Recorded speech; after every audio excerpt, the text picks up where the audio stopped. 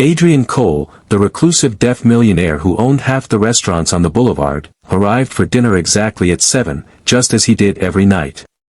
He chose the same corner table, where the soft golden lights made his world feel calmer, less chaotic.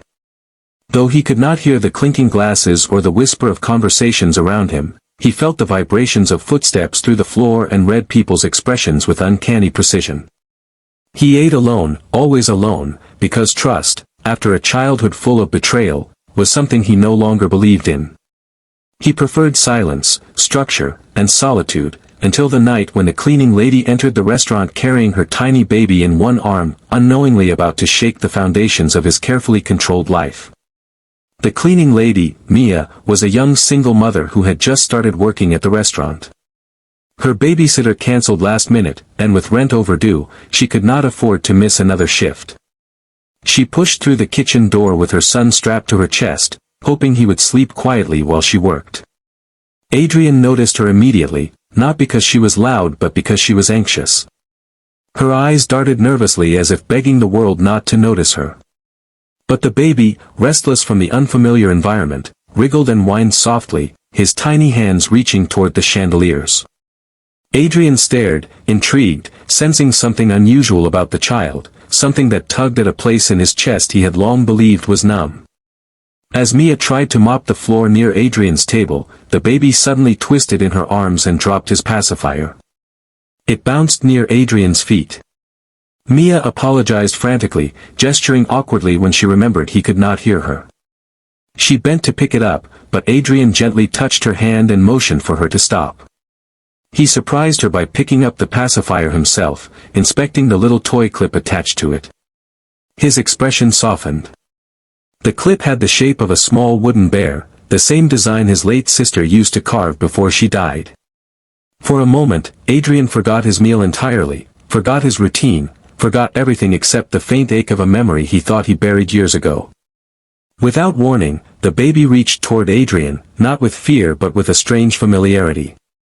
Babies were usually afraid of strangers, but this one giggled and stretched out both arms.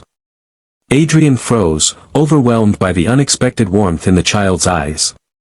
Mia panicked, whispering apologies, but when she tried to pull her son away, the baby let out a cry so piercing it cut through the room. Even though Adrian could not hear it, he felt the vibrations of the sound ripple through the floor, through the table, through his own chest.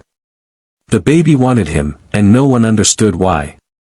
It felt absurd, impossible, yet something inside Adrian urged him to lift the child.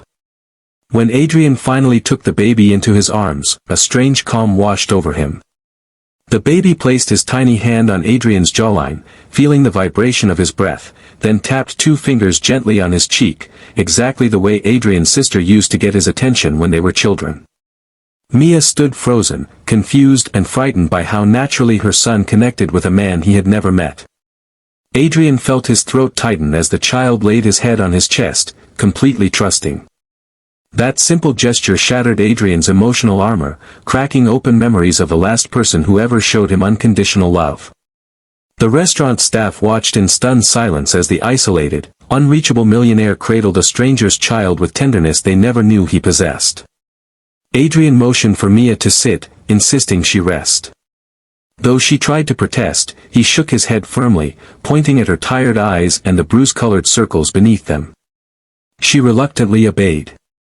As she sat down, she noticed Adrian had placed the baby in his lap and was showing him simple sign language, basic gestures for hello, bear, and friend. To her shock, the baby responded, mimicking the movements with surprising coordination, as if he had been waiting for someone to communicate in that silent, gentle world. When Mia finally spoke, haltingly, embarrassed, she explained that her son, Noah, had trouble responding to voices. Doctors feared he might also be deaf, but she had no money for tests. She admitted she worried he would grow up isolated, misunderstood, shut out from the world. As she spoke, tears began to form, falling one by one onto her uniform. Adrian listened through lip reading, his heart clenching. He gently tapped Noah's tiny chest, then pointed at himself, signing his own name. Noah copied him with surprising accuracy, and Adrian felt something electric bloom inside him. This child wasn't broken, he was brilliant, simply waiting for someone who understood silence. Adrian asked Mia, through signs and gestures, if she had anyone supporting her. She shook her head. Her family had disowned her after she became a mother at 19. She worked double shifts, slept barely 3 hours a night, and still struggled to survive.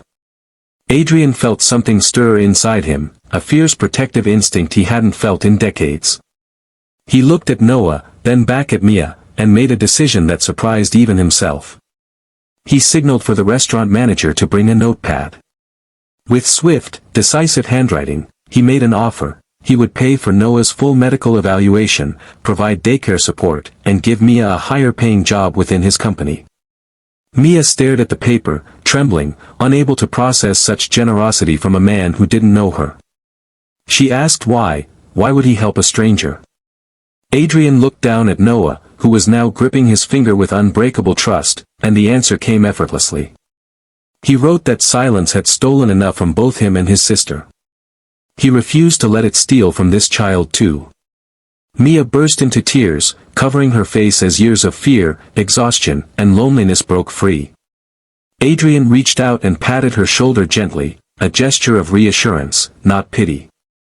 When the restaurant closed that night, Adrian walked Mia and Noah home, the baby comfortably asleep in his arms.